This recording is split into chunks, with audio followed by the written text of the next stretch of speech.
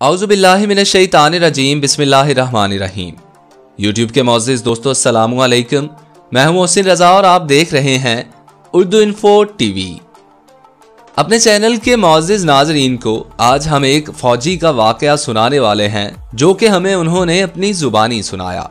तो आप सब दोस्तों से गुजारिश है कि वीडियो को आखिर तक जरूर देखें और नए आने वाले दोस्त हमारे चैनल उर्दू इन्फो टीवी को सब्सक्राइब करके साथ लगे बेल आइकॉन को प्रेस कर दीजिए ताकि इस किस्म की हर नई आने वाली वीडियो बर वक्त आप तक पहुंच सके। मैं पाक आर्मी में जॉब करता था। ये सर्दियों के दिन थे और मैं मसरूफियत के बाइस 2 माह 15 दिन के लंबे अरसे बाद घर छुट्टी गया। यूनिट में एडम टेक्निकल की वजह से इस दफा वीकेंड ना मिल सका। घर पहुंचा तो ईद का समा था। माँ बाप बहन भाई सब बहुत खुश थे। मैंने इस महीने की तनख्वाह वालिदा के हाथ पर रख दी।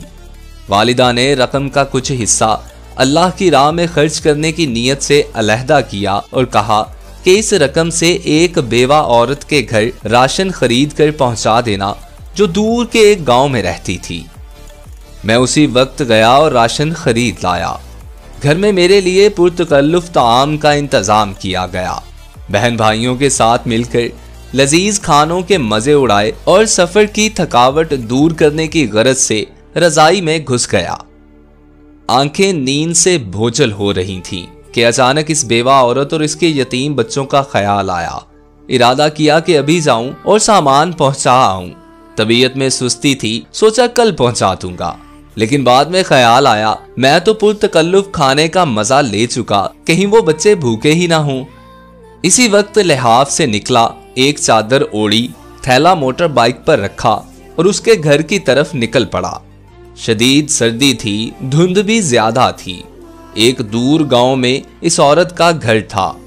उसका शौहर मजदूरी करता था और 4 बच्चे थे।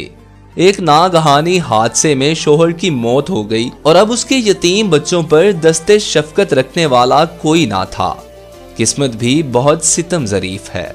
ख्यालात का एक समंदर लिए इस बेवा के घर के बाहर पहुंचा। घर क्या था बल्कि एक डरबा था। एक कमरा, छोटा सा सहन और एक खमीदा सी 4 दीवारी। दरवाजा खटखटाया तो एक 5 साला बच्ची बाहर आई। इस बच्ची के चेहरे पर परेशानी, खौफ और भूख नुमायां थी।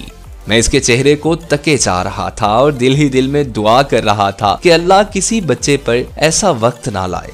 इस बच्ची ने एक पुराना सा जोड़ा पहना हुआ था और शदीद सर्दी में एक फटी पुरानी जर्सी पहनी हुई थी। पांव बरहना थे, वो भी इस सर्दी में के पैरों को जमा के रखते। मैंने कुछ कहे सुने बगैर राशन वाला थैला जमीन पर रखा। थैले को देखते ही वो बोली, क्या इसमें खाने का सामान है? ये सुनना था कि मैं हैरान हो गया। एक बार फिर उसने यही सवाल दोहराया। मैंने मुस्बत अंदाज में सर हिलाया। वो बच्ची खुशी के मारे चीखती चिल्लाती माँ की तरफ भागी और ये कहे जा रही थी, अम्मी फरिश्ता आ गया, अम्मी फरिश्ता आ गया, अम्मी फरिश्ता आ गया। फिर 2 और छोटे छोटे बच्चे खुशी के मारे दरवाजे पर दौड़े चले आए। कभी मुझे देखते, कभी इस थैले को और खुशी से लोट पोट हुए जा रहे थे।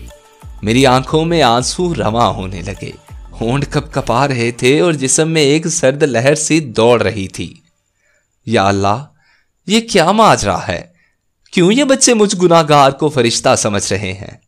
इन्हीं सोचों में गलतान था कि एक खातून जो इनकी माँ थी दरवाजे पर आई और दरवाजे की ओट में खड़ी होकर रूहान सी आवाज में ये कहने लगी, मेरे बच्चे 2 दिन से भूखे थे।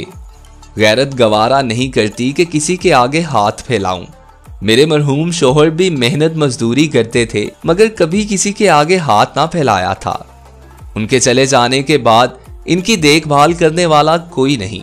रिश्तेदारों ने हाथ खींच लिए हैं और मोहल्ले वाले भी मदद नहीं करते, मगर कभी कभी आप जैसे नेक दिल लोग मदद कर देते हैं। मैं 2 दिन से बच्चों को ये कहकर बहला रही थी कि एक फरिश्ता आएगा और हमारे लिए खाना लेके आएगा, इसीलिए ये आपको फरिश्ता समझ बैठे हैं। इस औरत ने अल्लाह के हुजूर शुक्राने के चंद कलमात अदा किए, मुझे ढेर सारी दुआएं दी और शुक्रिया अदा किया। मैं वहां से वापस हो लिया। आंसू रुकने का नाम नहीं ले रहे थे। जिंदगी में कभी खुद को इतना पुरसुकून महसूस नहीं किया जितना आज कर रहा था, और अंदाजा लगाया कि एक बेबस इंसान की मदद करने से जो रूहानी सुकून मिलता है वो किसी और काम में नहीं। हमारे इर्द गिर्द ऐसे बहुत से गुरबा होते हैं जो मुस्तहिक होने के बावजूद किसी के आगे हाथ नहीं फैलाते, मगर मदद करने वाले हाथों के मुंतजिर जरूर रहते हैं। 2 वक्त की रोटी ही इनका कुल जहान हुआ करती है। ऐसे लोगों की मदद करनी चाहिए, चाहे वो 1 वक्त का खाना ही क्यों ना हो। घर आया तो माँ ने पूछा, बेटा इतनी रात कहाँ चले गए थे बिना बताए ही?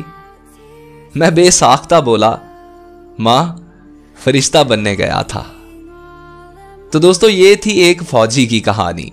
आप सब दोस्तों से भी यही गुजारिश है कि अपने इर्द गिर्द हमसाए अजीज उकरबा पर खास नजर रखा करें। यकीन कीजिए कुछ लोग ऐसे होते हैं भूखे मर जाते हैं पर किसी के आगे हाथ नहीं फैलाते। और ये जरूरी नहीं कि आप उनको राशन दे दें और साथ में सैकड़ों सेल्फियां बनवाएं या अपने लिए कुछ पोस्टें करें या कुछ भी ऐसा। इसी वीडियो से अंदाजा लगा लीजिए कि उस फौजी दोस्त का कहीं भी जिक्र नहीं किया गया, ना नाम, ना पता, ना नंबर, कुछ भी नहीं। खिदमत करनी हो तो ऐसे कीजिए। याद कीजिए हजरत उमर फारूक रजी अल्लाह ताला अन्हो का जमाना। अल्लाह आपका और मेरा हामी और नासिर हो। जाते जाते आप सब दोस्तों से गुजारिश है, हमारे चैनल उर्दू इन्फो टीवी को सब्सक्राइब करके साथ लगे बेल आइकन को प्रेस कर दीजिए ताकि इस किस्म की हद नहीं आने वाली वीडियो बर वक्त आप तक पहुंच सके। अल्लाह निगहबान।